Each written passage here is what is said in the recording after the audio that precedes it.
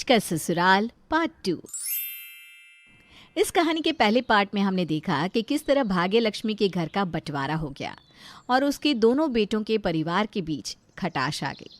इसी तरह दिन बीत जाते हैं और वहाँ भाग्य लक्ष्मी की बेटी राखी के दिन अपने मायके आती है। जिस दिन आरती आती है तो पूरा परिवार दिखावे के लिए एक साथ बैठ जाता है।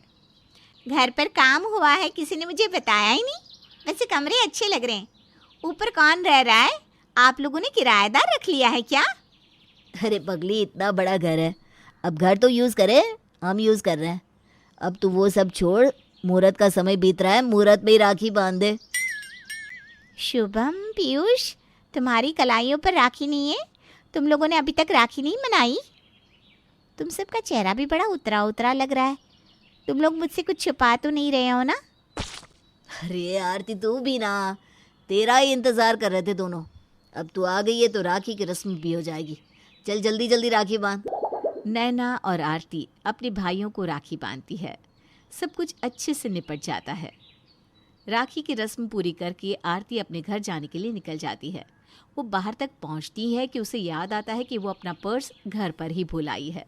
जैसे ही आरती पर्स लेने अंदर जाती है तो सामने चलता हुआ दृश्य देखकर वो चौंक उठती है। आरती अपने घर में वापस जाने के लिए आगे बढ़ती है और वो घर में हो रहे अपने भाई भाभीयों के बीच की बातचीत को सुन लेती है। मेरे मना करने के बावजूद भी लगता है किसी ने आरती के कान में कोई बात डाली है। नहीं नहीं बेटा, ऐसी कोई बात नहीं है।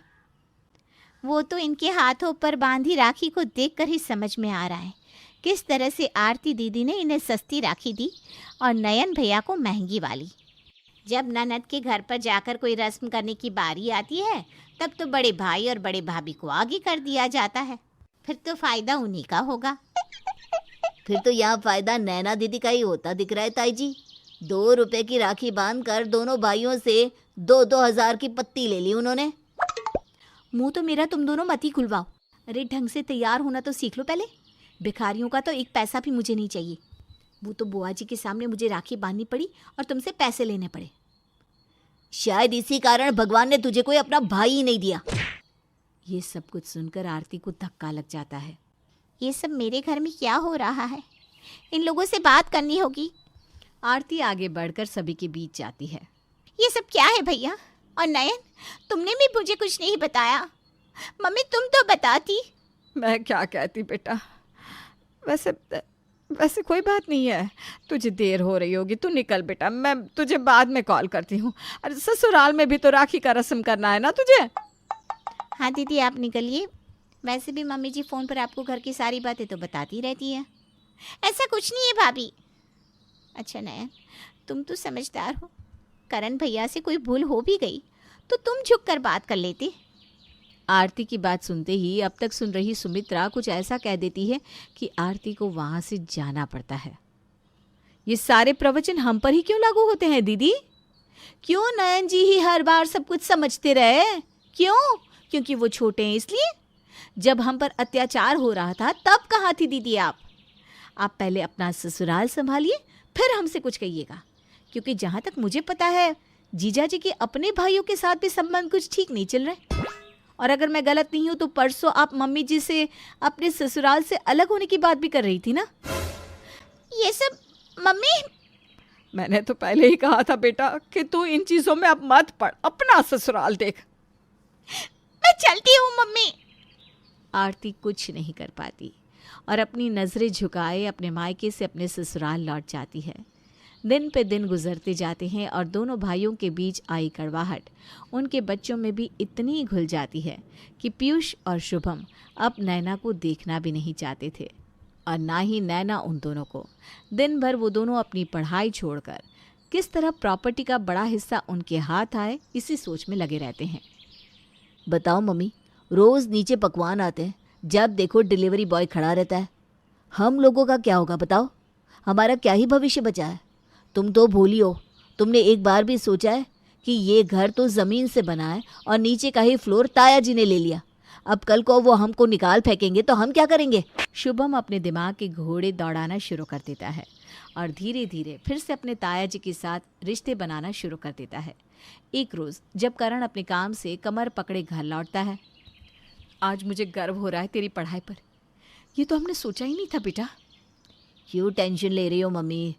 आखिर में नैना दीदी है तो लड़की, ब्याह कर अपने घर जाएगी। फिर आखिर में घूम फिर कर ताया जी की सारी संपत्ति हम भाइयों के हिस्से ही तो बंटनी है। इसलिए उनसे ज़्यादा बैर ना ही करो तो अच्छा है। शुभम अपने दिमाग के घोड़े दौड़ाना शुरू कर देता है और धीरे धीरे फिर से अपने ताया जी के साथ रिश्ते बनाना शुरू कर देता है। एक रोज़ जब करण अपने काम से कमर पकड़े घर लौटता है। अब ठीक तो है ना ताया जी? सारी प्रॉब्लम्स एक तरफ, आप है तो मेरे ताया जी। आइए बैठिए, मैं आपके घुटनों में तेल लगा देता हूँ। मुझे पता था तू उन लोगों के जैसा नहीं है, और होता भी कैसे। आखिर मैं तेरा बचपन मेरी ही गोद में तो बिता है। अच्छे संस्कार तो तुझ में रहेंगे ही। वैसे मैं भी सोच रहा था जब नैना अपने घर चली जाएगी तो मेरा मन कैसे लगेगा। और देख, कर्म अच्छे ना मेरे, इसलिए भगवान ने रास्ता खोल दिया। सुमिता को ये समझ में नहीं आता खोलना कि ही उसकी था बेटी को ताया क्या जी। हो गया है और वो क्यों नीचे उसके जेठ के पास जाता है। ऐसे ही कुछ दिन बीत जाते हैं और नैना का रिश्ता पक्का हो जाता है। नैना अब दिन रात अपने फियांसे से बात करती रहती और एक दिन जब वो उससे कॉल पर बात कर रही थी, संगीता इत्तेफाक से कमरे के बाहर थी। तुम क्यों टेंशन लेते हो यार? तुम्हें ये फ्लैट ही चाहिए ना, तो मिल जाएगा। आखिर में मम्मी पापा इस प्रॉपर्टी का करेंगी क्या? उनके आगे पीछे मेरे अलावा है ही कौन? तुम टेंशन मत लो, मैं सब देख लूँगी। शुभम अपने दोस्त से फ़ोन पर बात कर रहा था जो सुमित्रा सुन लेती है। अरे भाई, इस फ्लोर में गिनकर 3 कमरे हैं, एक भैया का, एक मेरा और एक पापा मम्मी का। अब घर में बंटवारा भी होता तो मुझे क्या मिलता? एक कमरा। दादी रहती है नीचे के फ्लोर में। अगर उन्होंने सारी प्रॉपर्टी ताई जी के नाम कर दी तो हमारे हाथ में आ जाएगा कटोरा। ताई जी और पापा के बीच में डिवाइड करने के लिए कम से कम 2 फ्लोर तो थे, पर यहाँ तो वो भी नहीं है। इसलिए मैंने तो दिमाग लगा दिया कि ताई जी के पेट में घुसकर रहना है ताकि उनकी प्रॉपर्टी से अच्छा खासा हिस्सा मुझे मिल जाए। अपना तो अपना होना ही है, जहाँ से जो बटोरने मिलेगा बटोर लो।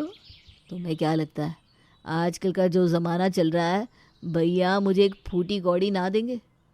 अब मुझे तो अपने बारे में सोचना नहीं पड़ेगा भाई। आखिरकार मेरे माँ बाप ने भी तो अपना ही सोचा, अपने भाई को भूलकर। तो मैं क्यों अपने भाई की सोचूं? एक ही झटके में सब खत्म हो जाता है। कहते हैं ना, परिवार को जितना बांध कर चले उतना ही अच्छा है। जहाँ हम अपना फ़ायदा देखने लग जाते हैं, हमारी पीढ़ियाँ भी वही करने लग जाती है। और यही हुआ इस परिवार में, जहाँ 2 भाइयों की लड़ाई कब उनके बच्चों की लड़ाई बन गई और आगे चलकर उन दोनों बच्चों के बीच की लड़ाई बन गई, पता ही नहीं चला। जिस उम्र में बच्चों को साथ में खेलना और एक दूसरे के साथ रहना सीखना था, उन्हें सिखाया गया संपत्ति विवाद और खुद का फ़ायदा, जो आज घूम फिर कर उन पर ही भारी पड़ गया जिन्होंने इसकी शुरुआत की थी। अपने ही घर में बंटवारे की मांग करने वाली सुमित्रा और संगीता अपने बच्चों के बीच होते बंटवारे को अपनी आंखों से देख रही थी और उन्हें अब आगे दिखाई दे रहा था तो बस ग्लानि और अंधकार।